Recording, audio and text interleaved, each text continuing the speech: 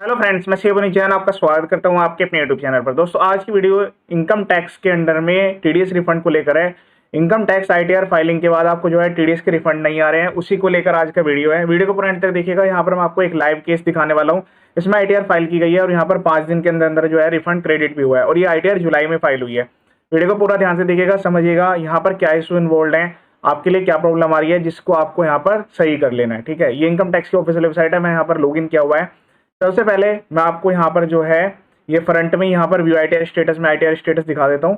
यहाँ पर ये इनकम टैक्स की ऑफिशियल वेबसाइट है www.incometax.gov.in। इस पर लॉगिन करने के बाद आपको फ्रंट में यहाँ पर दिख जाएगा। देखिए यहाँ पर जो है 13,510 रुपये का रिफंड था। ये जो आईटीआर है ये 6 जुलाई को फाइल की गई थी, 6 जुलाई को यहाँ पर वेरीफाई की गई थी। इस वाले पे टिक नहीं आ रहा है, यहाँ पर जो है प्रोसेस ऑन लिखा हुआ है। 11 जुलाई को ये प्रोसेस हो गई है। अब मुझे कैसे पता चला यहाँ पर रिफंड आ गया है, तो मैं सर्विस में जाकर नयो टीडीएस रिफंड में जाकर चेक करूंगा। तो मैं यहाँ पर जो है मुझे प्रॉपर डेट के साथ पता लग रहा है कि ये जो रिफंड है ये 15 जुलाई को क्रेडिट भी हो गया है।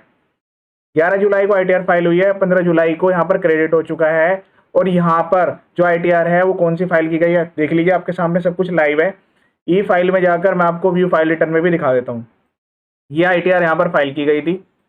अब देखिएगा 6 जुलाई को यहाँ पर आईटीआर फाइल हुई है और 11 जुलाई को यहाँ पर जो है प्रोसेस भी हो गया रिफंड। आईटीआर 4 है, करंट असेसमेंट ईयर के लिए ही फाइल हुई है। तो यहाँ पर आपके काफ़ी सारे मैसेजेस और मेल्स मेरे पास आ रहे थे। यूट्यूब चैनल पर काफ़ी सारे मेल्स आ रहे हैं कि सर यहाँ पर क्या प्रॉब्लम आ रही है। तो आईटीआर 1 और 4 के केस में जो है 5 से 7 डेज के अंदर में आईटीआर प्रोसेस हो जाती है। अब यहाँ पर इशू क्या इन्वॉल्व हो रहा है, आपके साथ ये प्रॉब्लम क्यों आ रही है? तो यहाँ पर ये प्रॉब्लम इसलिए आ रही है क्योंकि या तो आपने आईटीआर फॉर्म गलत सेलेक्ट कर लिया है।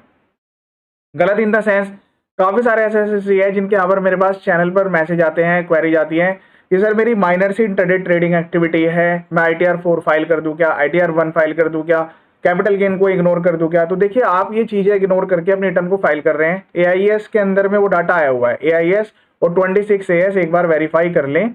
इस बार जो है ये डाटा जो है काफ़ी अपडेट हो चुका है। आपने आईटीआर जो है प्रॉपरली फाइल नहीं किया हुआ है, इसीलिए आपको प्रॉब्लम आ रही है। तो अब इसका क्या सॉल्यूशन है? तो जो भी एसएससी हैं पहले वो अपनी इनकम के आईटीआर सोर्स को चेक करें। यहाँ पर डाउनलोड फॉर्म पर क्लिक कर लें, यहाँ से आपकी आईटीआर जो है डाउनलोड हो जाएगी। और ये जो डाउनलोड करके इसमें आपको 1 बाय 1 एक बार चेक कर लेना है कि क्या प्रॉब्लम है, आपकी जो आईटीआर है वो सही फाइल हुई है या नहीं हुई है। देखिए, ऐसे भी काफ़ी सारे केस आए हैं जहाँ पर यहाँ पर सक्सेसफुली ई वेरीफाइड का ये ऑप्शन अभी आ रहा है आईटीआर में, लेकिन उनको रिफंड क्रेडिट हो चुका है, डेट आई हुई है। मैंने यहाँ पर आपको डेट दिखाई है लाइव। ये इनकम टैक्स की ऑफिशियल वेबसाइट है जिस पर मैं आपको डाटा यहाँ पर दिखा रहा हूँ।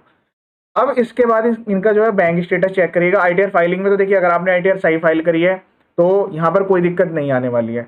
आपका जो प्रोसेसिंग है वो हो जाएगी, वेट कर लीजिएगा। आईटीआर 2 और 3 में काफ़ी टाइम आपको लग सकता है, 1 से 2 मंथ का वहाँ पर टाइम लग रहा है यहाँ पर। लेकिन काफ़ी ऐसी आईटीआर 2 भी है, मैंने रिसेंटली एक वीडियो यहाँ पर अपलोड किया था, आप देखिएगा।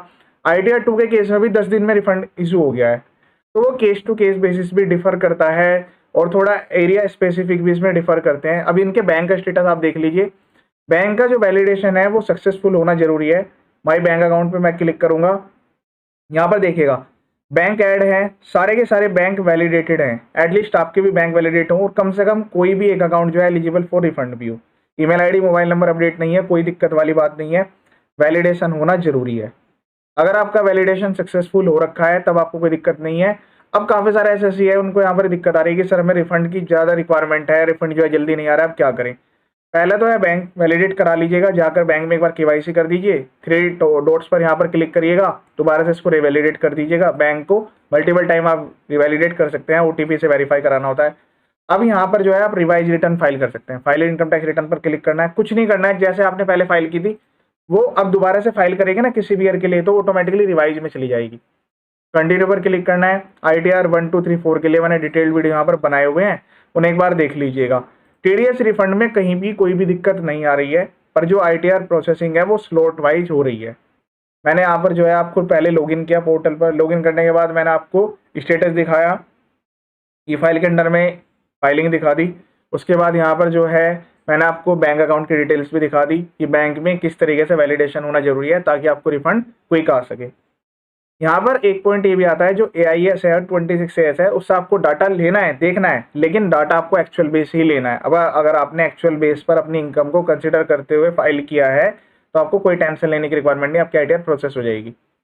अगले क्या इशू इन्वॉल्व है जिसकी वजह से यहाँ पर ITR में दिक्कत आ रही है, तो मैं आपको बता दूं इस बार जो है new tax regime by default थी, और new tax regime section 87A की जो रिबेट है नॉर्मल इनकम से मिलने वाली थी। अब यहाँ पर आपने न्यू टैक्स रिजिम में फाइल की 5 जुलाई से पहले, तो 5 जुलाई से पहले जो फाइलर्स हैं उनको 87A में स्पेशल इनकम के केस में भी रिबेट मिल गई है। Special income in the sense, यहाँ पर मैंने एक वीडियो अपलोड की थी 87A वाली, ये एक बार देख लीजिएगा। जैसे आपकी शेयर मार्केट की इनकम है, long term short term capital gain, lottery winning income है, तो उस केस में जो है आपको न्यू टैक्स रिजिम में 25,000 की छूट नहीं मिलने वाली है। ओल्ड में फाइल करिएगा 12,500 रुपये तक की छूट आपको मिल जाएगी। तो आप अपनी रिटर्न को सही तरीके से फाइल करें। काफ़ी सारे SSC हैं जिन्होंने 10IA फाइल नहीं करा, कुछ SSC ऐसे हैं सैलरी वाले जिन्होंने 10E फाइल नहीं करा। 10 जो फॉर्म है 10E वो आपके सैलरी अरियर्स के लिए है। तो पहले आप समझ लें ध्यान से, यहाँ पर मैंने अपने यूट्यूब चैनल पर ITR 1 2 3 4 5 सबके लिए डिटेल वीडियो अपलोड की हुई है, आराम से देख लें। बाकी इसके अलावा जो है आप अगर आपने सही तरीके से ITR फाइल की है, आप वेट करिएगा, कोई टेंशन लेने वाली बात नहीं है, आपका रिफंड क्रेडिट हो जाएगा। फिर भी अगर आपको ज़्यादा रिक्वायरमेंट है तो आप ग्रीवेंस सबमिट कर सकते हैं, 7 डेज के अंदर में इसके रिप्लाई आ रहे हैं। लेकिन वहाँ पर भी आपको रिप्लाई मिल सकता है कि जी आप वेट कर लीजिए अगर आपने ITR सही फाइल की है। और जो थोड़ा यहाँ पर पोर्टल पर टेक्निकल ग्लिच होने की वजह से, क्योंकि यहाँ पर लास्ट डेट थोड़ा यहाँ पर जो है आ रही है, जल्दी नज़दीक आ रही है, तो प्रोसेसिंग के लिए भी यहाँ पर मल्टीपल ऑप्शन है और रिफंड को लेकर भी मल्टीपल ऑप्शन है, तो आप इनको यूज करके ग्रीवेंस सबमिट कर दीजिएगा। ठीक है, जैसे रिफंड में अदर रिफंड में करके कंटिन्यू पर क्लिक करके सबमिट कर दीजिएगा, आपको वहाँ से रिप्लाई आ जाएगा। लेकिन जो ITR प्रोसेसिंग है वो CPC की तरफ से हो रही है, उसमें कोई दिक्कत वाली बात नहीं है। मैं लॉग आउट करके यहाँ पर आपको दिखा देता हूँ कितनी ITR फाइल हुई है। डाटा सब कुछ पोर्टल पर अवेलेबल है, अपडेट हो रहा है डाटा, लेकिन उसमें थोड़ा टाइम लग रहा है। तो आप टेंशन मत लीजिए, अगर आपने ITR सही भरी हुई है, बैंक वैलिडेट है, तो आप टेंशन फ्री होकर रहिए, आपका रिफंड है क्रेडिट हो जाएगा। यहाँ पर इस वाली वेबसाइट पर जो डाटा है वो अपडेट होता रहता है, यहाँ पर कि ITR इतनी फाइल हुई है, इतनी आपकी प्रोसेसिंग में चल रही है, वो सब कुछ यहाँ पर अवेलेबल है।